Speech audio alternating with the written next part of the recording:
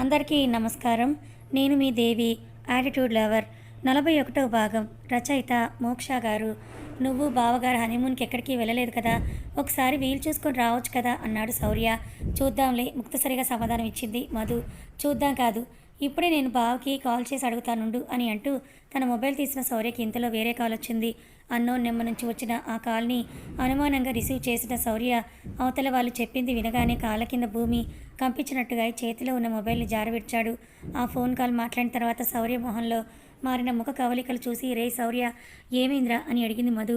శౌర్య నోరైతే మెదపలేదు, కానీ బొటపట కన్నీళ్లు కారుస్తున్నా అతని కళ్ళని చూసి ఏదో జరిగిందని తలచి కింద పడిన మొబైల్ తీసుకుని కాంటాక్ట్ చూసింది. అది అన్నోన్ నెంబర్. శౌర్య, ఫ్లైట్కి టైం అవుతుందన్నావు కదా, ఇప్పుడు ఏమైందిరా అని అంది మధు.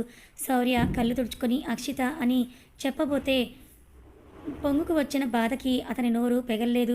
అక్షిత, ఏమైందిరా మన అక్షితకి? శౌర్య భుజాలు కదుపుతూ అడిగింది.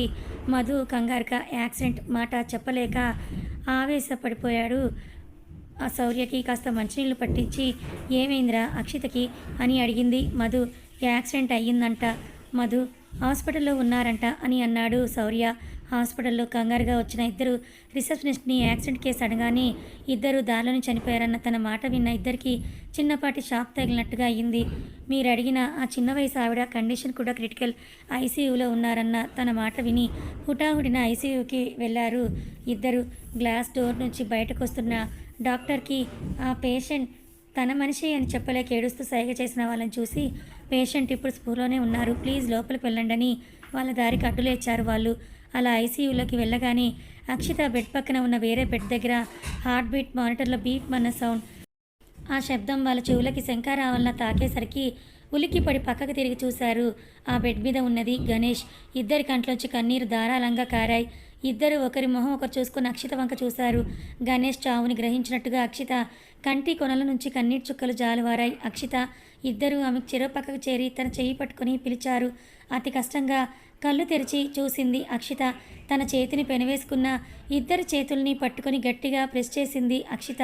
ఏడుస్తున్న మధుని చూసి నవ్వి, నాతో నువ్వు రాకపోవడమే మంచిదయ్యింది మధు అని అంది అక్షిత. అలా మాట్లాడక అక్షిత, కనీసం నిన్నైనా కాపాడుకుంటామని అక్షిత పీకేసిన ఆక్సిజన్ మాస్క్ తిరిగి పెడుతుంటే, ఇంకా సేపట్లో ఎలాగో తీసేస్తారు, ఎందుకే ఇది అంది అక్షిత.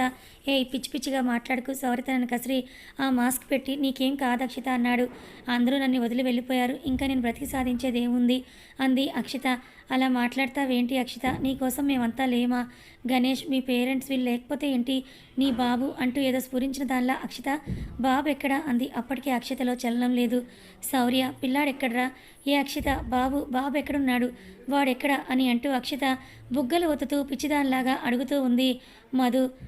అలా అరుస్తున్న మధుని చూసి శౌర్య తనని బయటికి లాక్కొచ్చి బయట నిల్చున్న డాక్టర్ని లోపలికి పంపించాడు శౌర్య. అక్షిత పల్స్ చెక్ చేసి బయటకు వచ్చిన డాక్టర్ గట్టిగా ఊపిరి పీల్చి వదిలి సారీ అని అన్నాడు. శౌర్య గుండె పగిలినంత పనయ్యింది. మధు మాత్రం ఆ డాక్టర్ దగ్గరికి వెళ్ళి, డాక్టర్, బాబుని చూసారా? వీళ్ళతో పాటు ఒక బాబు కూడా ఉండాలి కదా అని అడిగింది. యాక్సిడెంట్లో కేసులో నలుగురే అని చెప్పారు, మరి బాబు గురించి అయితే మాకేమీ తెలియదు, రిసెప్షన్లో ఒకసారి అడిగి చూడండి అని అన్నాడు ఆ డాక్టర్. ఆద్రా బాద్రాగా రిసెప్షన్కి వెళ్ళి అక్కడ బాబు గురించి అడిగితే అంబులెన్స్ డ్రైవర్ దగ్గరికి పంపించారు వాళ్ళు. బాబు ఆ అంబులెన్స్ డ్రైవర్ తనను కొక్కుంటూ, యాక్సిడెంట్ స్పాట్లో చిన్న పిల్లాడు ఎవరు కనపడలేదు మేడం అన్నాడు. అయ్యో అని తలపట్టుకుని అక్కడే కూలబడిపోయారు ఇద్దరు. వాళ్ళని చూసి జాలేసింది ఆ డ్రైవర్కి. మేడం, నా అంబులెన్స్లో ఆ కొనుగుపుతో ఉన్న ఇద్దరు పేషెంట్స్ని తీసుకొచ్చాను, ఇంకొక ఇద్దరు వేరే అంబులెన్స్లో వచ్చారన్నాడు. ఆ అంబులెన్స్ డ్రైవర్ ఎక్కడున్నా అని ముందుగా తేరుకుని అతను అడిగాడు శౌర్య. ఇప్పుడే టీ తాగడానికి వెళ్ళినట్టున్నాడని మెయిన్ గేట్ వంక చూసిన అతని లోపలి కాకి చొక్కా వేసుకొని వస్తున్న మనిషిని చూపించి, అదిగో అతనే అని అన్నాడు. తల తిప్పి అటువైపుకు చూసిన వాళ్ళిద్దరూ చేతిలో ఉన్న బాబుని ఆడిస్తూ లోపలికి వస్తున్న అతన్ని చూతగానే ఇద్దరికీ ప్రాణం లేచొచ్చినట్టుగా అయ్యింది. మధు ఆ బాబు. శౌర్య మాట పూర్తయ్యేంతలో మధు అతని దగ్గరికి పరుగులాంటి నడకతో వెళ్ళి అమాంతం అతని చేతిలో ఉన్న బాబుని తన చేతుల్లోకి తీసుకుంది. ఎక్కెక్కి పడి ఏడుస్తున్న బాబుని అక్కును చేర్చుకొని మధు ముద్దు పెట్టుకుంటూ ఉన్న మధుని చూసి, ఆ కార్ యాక్సిడెంట్ వాళ్ళు మీ బంధువులా మేడం? ఆ యాక్సిడెంట్ దగ్గర ఈ బాబు ఒకటే ఏడుపు. అస్సలు ఏడుపుని ఆపటం లేదు. హాస్పిటల్లో అట్టే ఉంచేయడానికి హాస్పిటల్లో అలాగే ఉంచేయడానికి మనసొప్పక పాలు పట్టిద్దామని తీసుకువెళ్ళానన్నాడు. మధు వెనక వచ్చిన శౌర్య అతని మాటలు వింటూ చేతులు జోడించి చేతిలో కొంచెం డబ్బులు పెట్టి బాబుని వెన్నునిమిరాడు. ఒళ్ళంతా కాలిపోతాం శౌర్య, పొద్దుట్నుంచి ఇలాగే ఏడుస్తున్నట్టున్నాడు. నేను డాక్టర్ని కలిసొస్తాను, ఈలోపు జరగాల్సింది చూడు అని బాబుని తీసుకుని డాక్టర్ దగ్గరికి వెళ్ళింది మధు. గణేష్కి అంటూ ఉన్నది న్యూయార్క్లో ఉన్న వాళ్ళ అన్నయ్య వాళ్ళ కబురు పంపించాం, ఈవినింగ్ ఫ్లైట్కి వస్తున్నారంట అని అర్జున్కి చెప్తున్న రిషి పక్కనే బేలగా నిల్చున్న శౌర్య భుజం మీద చేయి వేసి మధు ఎక్కడుంది అని అడిగాడు. తలెత్తి చూశాడు శౌర్య. అతని చూపుని అనుసరించారు రిషి ఇంకా అర్జున్. కాసేపటి ముందు వరకు జరిగిందని తలుచుకొని పిచ్చిదానిలో ఏడ్చిన మధు ఇప్పుడు అసలు మొహంలో కొంత బాధ కూడా లేకుండా బాబుకి పాలు పట్టించడం చూసి రిషి అర్జున్ మస్తిష్కంలో ఒకటే ఆలోచన. ఇద్దరు ఒకరి వంక ఒకరు ఆశ్చర్యంగా చూసుకున్నారు.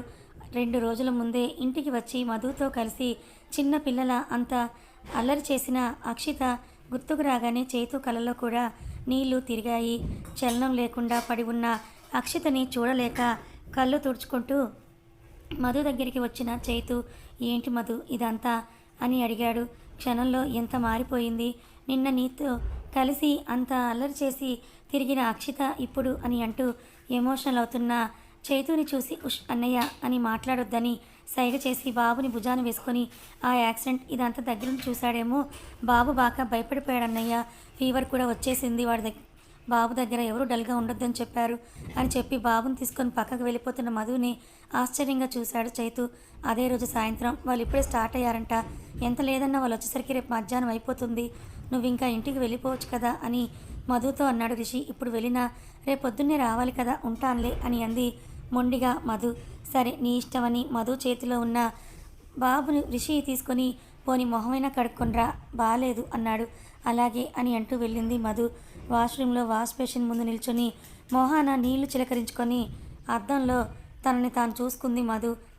అద్దంలో తన పక్కనే అక్షిత మొహం. పొద్దుట్నుంచి బాబుకి కష్టం కలగకూడదని ఉగ్గబట్టి ఉంచిన బాధని అంతా కూడా ఒక్కసారిగా బయటికి వెళ్ళగక్కింది మధు.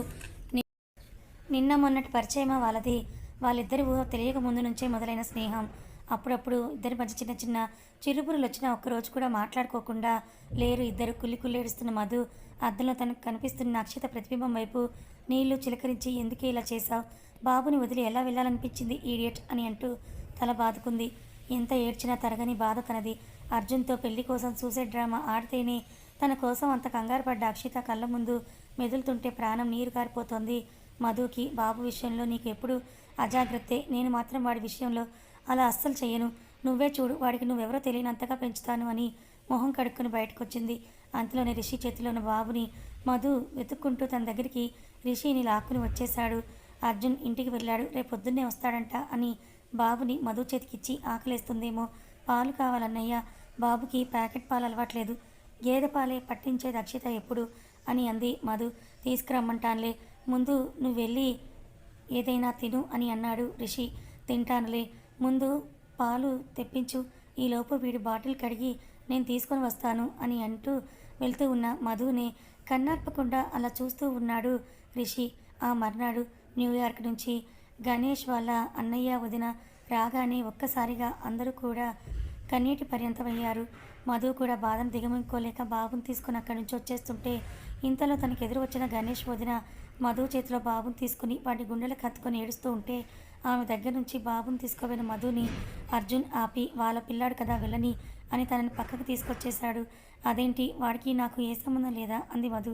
ఇప్పుడు మాట్లాడాల్సిన అవి ముందు జరగాల్సినవి జరగనివ్వన్నాడు అర్జున్. వాడిని నిజంగానే వాళ్ళు తీసుకువెళ్ళిపోతారంటారా అర్జున్ అని అంది మధు. మధు నిన్నటి నుంచి నువ్వేం సరిగ్గా తినలేదు కదా, ముందు వచ్చి బ్రేక్ఫాస్ట్ చేయి అని తనని లాక్కుని వెళ్ళాడు అర్జున్. మధ్యలో బాబు ప్రస్తావన వచ్చిన ప్రతిసారి ఏదో ఒకటి చెప్పి మధు నోరు మూయించేశాడు అర్జున్. జరగాల్సిన కార్యక్రమాలన్నీ కూడా పద్ధతి ప్రకారం జరిపించి అంతా ఇంటికి వచ్చిన తర్వాత హాల్లో సమావేశమయ్యారు. బాబు పుట్టినప్పుడు కూడా మేము ఇండియాకి రాలేదు, ఇంకొన్ని రోజుల్లో ఎలాగో వాడి ఫస్ట్ బర్త్డే ఉంది కదా అప్పుడు వద్దామని అనుకున్నాం, కానీ ఇంతలోనే ఇలా జరిగిపోయింది అని అంటూ గట్టిగా నిట్టూర్చాడు గణేష్ వాళ్ళ అన్నయ్య. రిషి గట్టిగా గాలి తీసుకుని వదిలి ఇప్పుడు ఏం చేద్దాం అనుకుంటున్నారు అన్నాడు. ఇక్కడ జరగాల్సినవి జరిపించేసిన తర్వాత న్యూయార్క్ వెళ్ళిపోవడమే కోల్డ్ హార్టెడ్గా మాట్లాడుతున్నానని అనుకోకండి. నేను అక్కడ ఎక్కడి పనులు అక్కడే వదిలేసి వచ్చేసాను కదా. వెళ్తూ వెళ్తూ బాబు కూడా తీసుకొని వెళ్ళిపోతాం. మా తమ్ముడు పేరు మీద ఉన్న అసెట్స్ ఏమైనా ఉంటే బాబు పేరు మీదే ట్రాన్స్ఫర్ చేయించండి. ఎప్పటికైనా అవి వాడి పేరు మీదే ఉంటాయి. మేము వాటిని ముట్టుకొని కూడా ముట్టుకోమన్నాడు. అర్జున్ వెనకే నిల్చున్న మధు అతని భుజం మీద చిన్నగా ప్రెస్ చేసింది. అర్జున్ ఏమీ మాట్లాడలేదు. కానీ అది గమనించిన రిషి మాత్రం కళ్ళతో వారించాడు మధుని. ఓకే దెన్, మీరు ఇంకా ఇక్కడ 10 days ఉంటారు కదా. ఈ లోపే జరగాల్సిన ఫార్మాలిటీస్ అన్నీ జరిగిపోయేలా చూద్దాం అని ఆ డిస్కషన్ని అక్కడితో క్లోజ్ చేసి మధు దగ్గరికి వచ్చాడు రిషి. బాబుని వాళ్ళతో పాటు తీసుకువెళ్ళడానికి వాళ్ళెవరు అని మధు వాదించబోతూ ఉంటే, మధు ఇంటికి వెళ్ళవా అన్నాడు రిషి. నేను వెళ్తే బాబుని ఎవరు చూసుకుంటారు అని అంది మధు. ఇక్కడ బాబు కోసం చాలామందే ఉన్నారు, కానీ అక్కడ అర్జున్కి నువ్వు ఒక్కదానివే ఉన్నావు అని అన్నాడు రిషి. 2 days నుంచి ఇంట్లో నువ్వు లేకుండా అర్జున్ ఒక్కడే అడ్జస్ట్ అవుతూ ఉన్నాడు కదా. గో విత్ హిమ్ అని అన్నాడు రిషి. అర్జున్ ఉండమంటాడేమో అని ఆశగా అతని వెంక చూసింది. బెల్లం కొట్టిన రాయిలా నిల్చుని ఉన్నాడు అర్జున్. ఏమనుకుంటున్నారు వీళ్ళు నా గురించి? కాన్ దే అండర్స్టాండ్ మై ఫీలింగ్స్? నిరాశగా చూసింది ఇద్దరి వైపు. ఈ విషయం శౌర్యతో కానీ చిన్నన్నయ్యతో కానీ తేల్చుకుంటేనే మంచిది అని మనసులో అనుకుంది. పదండి అర్జున్ అని అర్జున్ చేయి పట్టుకుంది మధు. అర్జున్కి భోజనం వడ్డించి బాల్కనీలోకి వచ్చి నిల్చొని శౌర్యకి కాల్ చేద్దాం అనుకుంది మధు. కానీ అంతలో అర్జున్, ఆ చలిగాల్లో ఎందుకు తిరుగుతున్నావు, లోపలికి రా అని కసిరేసరికి తను అనుకున్న పని విరమించుకొని లోపలికి వచ్చింది. డిన్నర్ చేయవా సీరియస్గా అడిగాడు అర్జున్. ఆకలి చచ్చిపోయింది అర్జున్ విరక్తిగా చెప్పింది మధు. ఇంకా అక్షిత గురించేనా అన్నాడు మధు. కళల్లో చితిలో కాలుతున్న అక్షిత బాడీని కదలాడి కళలో నీళ్లు తిరిగాయి. మధు గుండె బరువెక్కింది.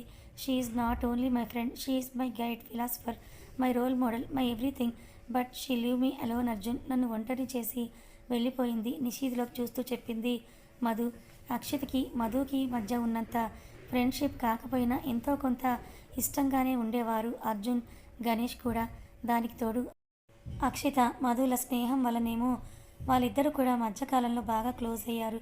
అంతలోనే ఇలా జరగడం తలుచుకున్న అర్జున్కి గుండె నీరు గారినట్టు అయ్యి తినే ప్లేట్లో చేతులు కడిగేసుకున్నాడు అర్జున్. ఆ నీటి తుంపర్లు మధు మొహం మీద చిలికేసరికి తేరుకున్న మధు మొదటి ముద్దైనా పెట్టకుండా తినే కంచం ముందు నుంచి లేస్తున్న అర్జున్ని చూసి, అయ్యో అదేంటండి, నా మీద కోపం వచ్చిందా అంది మధు. అర్జున్ మధుని చూసి కష్టంగా నవ్వి, ఆకలిగా లేదు మధు అన్నాడు అర్జున్. ఆమె పిలుస్తుంటే మాట్లాడకుండా బెడ్రూమ్కి వెళ్ళిపోయాడు అర్జున్. బెడ్ ఎక్కి ఆనుకొని నిర్జీవంగా కూర్చున్న అర్జున్ని చూసి తినేటప్పుడు వాళ్ళ గురించి గుర్తు చేసినందుకు తనని తనే తిట్టుకొని అర్జున్ పక్కన కూర్చుంది మధు. ఐఎమ్ సారీ అంటూ అర్జున్ తల నిమిరింది మధు. నువ్వెందుకు సారీ చెప్తున్నావు మధు అని ఆమె చెంప నిమిరాడు అర్జున్. మధు అర్జున్ గుండెలపై తలవాల్చి ఐ లవ్ యూ అర్జున్ అంది. అర్జున్ నవ్వి ఆమెను దగ్గరికి లాక్కొని నుదుటి మీద ముద్దు పెట్టుకున్నాడు మధు. అర్జున్ ఛాతీపై చేయి వేసి అతని కళ్ళలోకే చూసింది. ఎప్పట్లాగే ఫీలింగ్ లెస్గానే ఉన్న ఆ కళ్ళల్లో ఏదో మూలన ఉన్న బాధ మధుకి స్పష్టంగా అర్థమయ్యింది. ఇంకా వాళ్ళ గురించే బాధపడుతున్నారా అర్జున్ అని అంది మధు. అర్జున్ గట్టిగా నిట్టూర్చి ఐఎమ్ ఫైన్, పడుకో ఇంకా అని ఆమెని తన మీదకి లాక్కున్నాడు అర్జున్. మీరు డిన్నర్ చేయండి, అప్పుడు పడుకుందామంది మధు. ఉప్చ్ మాట్లాడకు అని కళ్ళకి చెయ్యి అడ్డం పెట్టుకొని కళ్ళు మూసుకున్నాడు అర్జున్. అర్జున్ ఆకలేస్తుంది, అయితే వెళ్ళి తినిరా అన్నాడు. నాకు కాదు, తినకపోతే మీకు ఆకలేస్తుంది కదా అంది. పడుకో అన్నానా కళ్ళు తెరవకుండానే ఆమెపై విసుక్కున్నాడు అర్జున్. మధు మరొక్క మాట మాట్లాడకుండా అర్జున్ పక్క నుంచి లేచింది. తను వెళ్ళిపోయిందేమో అనుకుని ప్రశాంతంగా కళ్ళు మూసుకున్నాడు అర్జున్. కానీ అంతలోనే అర్జున్ కళ్ళు తెరవండి అంటూ భోజనం ప్లేట్తో అక్కడికి వచ్చింది మధు. కళ్ళు తెరిచి తన చేతిలో ఆ ప్లేట్ చూసిన అర్జున్ మధు అన్నాడు నీరసంగా. నా కోసం 2 ముద్దలు అంటూ అతని ప్రమేయం లేకుండా అన్నం కలిపి అతని నోటికి అందించింది. చిన్నగా నవ్వి నోరు పట్టాడు అర్జున్. ఆపగా ఆ ముద్ద తింటూ నువ్వు తిన్నావా అన్నాడు. మీరు తిన్నాక తింటానని ఆకలితో ఉన్న మనిషి ఇప్పుడు ఏదైనా మాట్లాడితే భోజనం మానేస్తారని మనసులో అనుకుంది మధు. వాళ్ళ బాబుని నువ్వు అడాప్ట్ చేసుకోవడం ఏంటే అని అన్నాడు. మధు చెప్పిందంతా విన్న శౌర్య నోరుని బార్లా తెరిచి మధుని అడిగాడు. శౌర్య గేదెలా ఆ నోరు తెరవచడం ఏంట్రా? నేను ఏమైనా వాడిని చైల్డ్ ట్రాఫికింగ్కి ఇచ్చేస్తాను అని అంటున్నానా? పెంచుకుంటున్నాను అంటున్నాను అంతే కదా అని అంది మధు. అదే వాళ్ళ బాబుని నువ్వు పెంచుకోవడం ఏంటి అన్నాడు శౌర్య. మధు బేలగా వాళ్ళ బాబు ఏంటి, వాడు పుట్టినప్పటి నుంచి అక్షితతో కంటే నాతోనే కదా ఎక్కువగా ఉన్నాడురా అని అంది. అది కాదే మధు, ఎవరికీ చెప్పకుండా నీకు నువ్వే ఇలా నిర్ణయం తీసుకోవడమేనా? ఒకసారి ఇంట్లో పెద్దవాళ్ళని కూడా అడగాలి కదా అన్నాడు. అందుకే కదా నీకు చెప్తోంది మొత్తుకుంది మధు. నేనా? నోరు వెళ్ళబెట్టి చూస్తూ అది కాదు మధు, తనేదో అంటుంటే ఉష్ గణేష్ వాళ్ళ వదిన అని శౌర్యకి మాట్లాడొద్దని సైగ చేసి వాళ్ళ వదిన తేరిపార చూసింది. ఆవిడ మధు చేతిలో బాబుని తీసుకొని పాల డబ్బా నోటికి అందించింది. అది దగ్గర పెట్టగానే బాబు మొహం పక్కకి తిప్పేశాడు. వెంటనే ఆవిడ చేతిలో బాటిల్ లాక్కొని చేతిలో 4 చుక్కలు వేసి టేస్ట్ చేసింది. ప్యాకెట్ పాల? బాబుకి గేదె పాలు తప్ప మరేం అలవాట్లేదని చెప్పాను కదా అంది. గేదె పాలంటే ఇక్కడ దొరుకుతున్నాయి, న్యూయార్క్లో ఉండవు కదా అని బలవంతంగా ఆ పిల్లాడి నోట్లో కుక్కిందామె. దొరకనప్పుడు బాబుని అక్కడికి తీసుకుపోవడం అవసరమా? కొంచెం గట్టిగా అడిగింది మధు. లీటర్ పాల కోసం బాబుని ఇక్కడ అనాథలా వదిలేయమంటావా?